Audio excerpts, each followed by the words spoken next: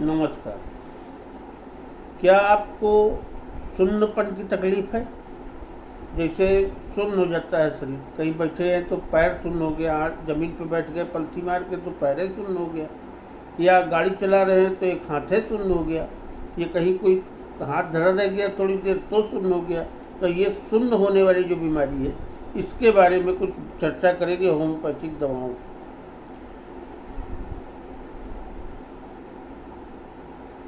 ऐसा लगता है जिसे जाने नहीं है, न दर्द न स्पर्श का एहसास। यह समस्या सिर्फ नसों की नहीं है, कई बार शरीर के गहरे संकेत भी हो सकते हैं। कारण की संक्षिप्त जानकारी। शरीर में सुन्नपन, नंबनेस या ट्रैंगलिंग सेंसेशन आमतौर पर नर्व्स का प्रदबाव, ब्लड सर्कुलेशन में कमी, डायबिटीज, B12 की कमी या रीढ़ की हड्डी की समस्याओं से हो सकता है। अब बात करते हैं होम्योपैथिक इलाज की। पूरी सावधानी और अनुभव के साथ दवाएं चुनें। पहली दवा है एकोनाइट-N 30 पोटेंशियल। एकोनाइट-N तो मैंने बताया कि ये तो रखी जाती है फर्स्ट स्टेज पे, किसी भी तकलीफ में दी जाती है। उस तरीके से यहाँ पर भी अगर सुन्नपन अचानक ठंडी हवा लगने के बाद शुरू हुआ और साथ में घबराहट या बेचैनी है तो आर्निका 30 बहुत असरदार है। दिन में 2-3 बार दे दीजिए।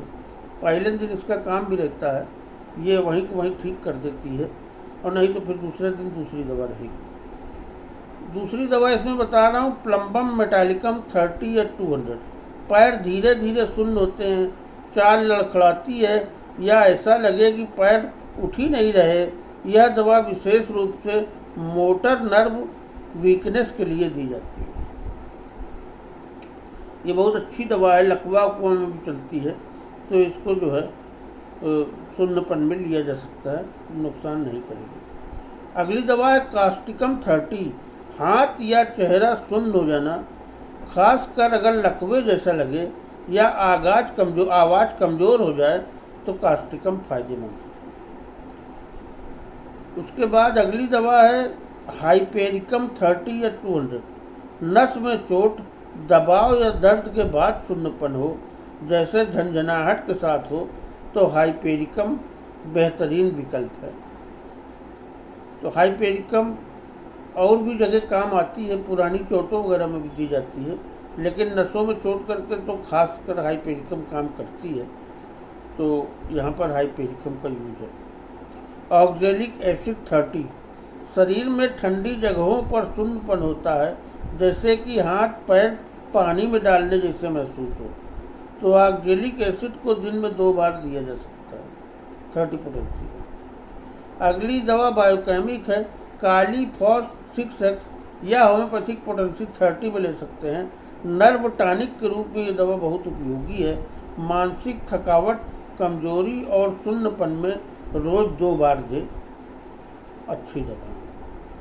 विटामिन B12 सप्लीमेंट होम्योपैथिक या जेनरिक फॉर्म में लें। अगर B12 की कमी है तो इसकी पूर्ति जरूरी है। नंबनेस का ये एक सामान्य कारण होता है, तो आप जो है इसको ले सकते हैं, 1 गोली दिन में रोज।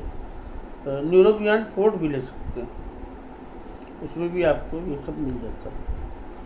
इन दवाओं को लंबे समय से चल रही समस्या में 15-20 दिन तक नियमित लेना चाहिए या पेशेंट को देना चाहिए। शुगर, स्मोकिंग और लंबा एक ही पोजीशन में बैठना, इनसे बचें। एक ही पोजीशन न बैठें, और चीनी और स्मोकिंग थोड़ा बचें। पल्स, ब्लड प्रेशर और शुगर की जांच जरूर करवाएं। अगर सुन्नपन एक ही साइड में शरीर में हो या अचानक चेहरे के एक हिस्से में हो तो तुरंत डॉक्टर से संपर्क करें, क्योंकि यह स्ट्रोक का लक्षण हो सकता है। सुन्नपन कोई मामूली लक्षण नहीं, शरीर का सिग्नल है जिसे समय रहते समझना जरूरी है। सही होम्योपैथिक दवाएं और जीवन शैली में आप आराम पा सकते हैं। तो हमने कहा जिस टॉपिक पे बात कर लिया जाए, जो कि बहुत ज़रूरी है, अक्सर होता रहता है लोगों को, लेकिन लोग ध्यान नहीं देते, तो ध्यान देना चाहिए। अगर किसी को बार बार सुन्नपन की शिकायत आ रही है तो उसको अपना ट्रीटमेंट कर लेना चाहिए, मर्ज को बढ़ने नहीं देना चाहिए। मिलते हैं अगले वीडियो में, तब तक के लिए नमस्कार।